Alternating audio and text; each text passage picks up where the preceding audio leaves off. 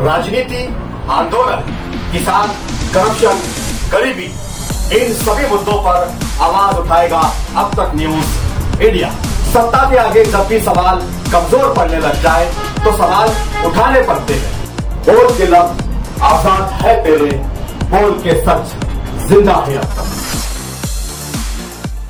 इस बीच में राजेंद्र दराड़े साहब के लड़के आए थे, उनका 10 जून को शिक्षक मतदार संघ का इलेक्शन डिक्लेयर हुआ है, तो वो भी आए थे गुजारिश करने के यार उनकी मदद की जाए। तो हमने उनसे कहा कि यार अभी मुल्क का सबसे बड़ा इलेक्शन पहले ही लगा हुआ है और अभी हमारा पूरा ध्यान इस इलेक्शन पर है, क्योंकि ये इलेक्शन जो है ये संविधान बचाने का इलेक्शन है, जमहूरियत बचाने का इलेक्शन है, सेकुलरिज्म बचाने का इलेक्शन है।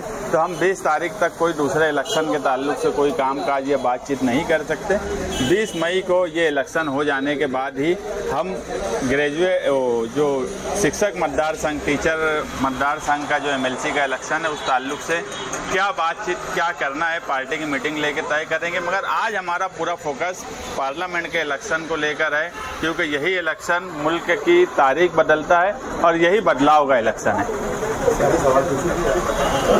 अभी तक MIM के MLA मुफ्ती मोहम्मद इस्माइल कासमी ने अपना बतौर MLA होने का समर्थन कांग्रेस पार्टी को नहीं दिया, जमीयत के प्लेटफॉर्म से दिया। आप कैसे देखते? देखो, उनकी पार्टी ने हिमायत कर दी, जिस पार्टी से चुन के आए वो जमीयत में है, जमीयत से हिमायत कर दिए, तो मुझे नहीं अब लगता कि कोई और ज़रूरत है। और मालेगांव शहर को आज कोई ज़रूरत भी नहीं है कि वो ऐलान करेंगे तो कुछ होने वाला है। मालेगांव शहर में एक माहौल बन चुका है, फील्ड पे जिनको काम करना है वो फील्ड पे काम कर रहे हैं। मालेगांव शहर को किसी MLA के ऐलान की ज़रूरत फिलहाल मुझे महसूस नहीं होती और अब वो बात भी नहीं बची है, इसलिए उस पर ज़्यादा बात करने का कोई मतलब भी नहीं है। जलसे जो हो रहे हैं इसमें शोभा ताई का नाम कम लिया जा रहा है और उनके लिए वोट कम मांगी जा रही है, एक दूसरे को अपनी सियासत और अपनी राजनीति के लिए। देखो, यहाँ पर उम्मीदवार कांग्रेस पार्टी का है।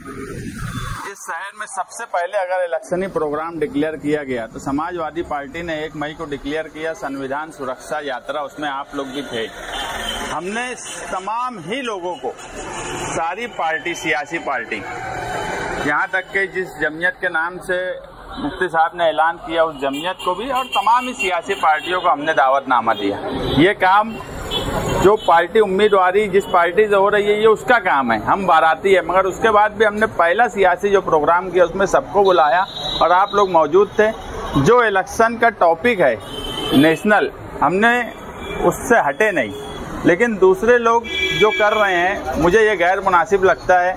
आज इलेक्शन जो है 8 दिन का इलेक्शन बचा है, एक दूसरे पे इल्ज़ाम लगाने के लिए हमारे पास यहाँ बहुत 5 साल रहता है। 20 मई के बाद हम सब एक दूसरे के खिलाफ लड़ने वाले हैं, मगर आज इसकी ज़रूरत नहीं है। आज जो सच में जो टॉपिक है, नेशनल इश्यूज़ है, संविधान है, दस्तूर है, जमहूरियत है, मुल्क में महंगाई है, करप्शन है, बेरोज़गारी है, ये टॉपिक है, इसी पर बात होना चाहिए। हम एक दूसरे को इल्ज़ाम लगाने के लिए या हम एक दूसरे के खिलाफ बोलने के लिए हमारे पास 20 मई के बाद अक्टूबर असेंबली इलेक्शन तक वक्त ही वक्त है। इसलिए आप देखेंगे कि हमने हमारी संविधान यात्रा से मुकामी किसी लीडर पर कोई तनकीद नहीं की और इंशाअल्लाह हमारी यही कोशिश होंगी कि आने वाली 17 मई को जो हमारा जलसा डिक्लेयर है, आखिरी जलसा, उस जलसे में भी हमारी कोशिश रहेगी कि इलेक्शन जिस नवैयत का है, इलेक्शन जिस टॉपिक का है, इलेक्शन पार्लियामेंट का है, तो उस नवैयत से ही बातचीत हो, ना कि मुकामी सतह पर नीचे उतर कर इतनी निचली सियासत की जाए। इसके फिलहाल मैं खिलाफ हूँ।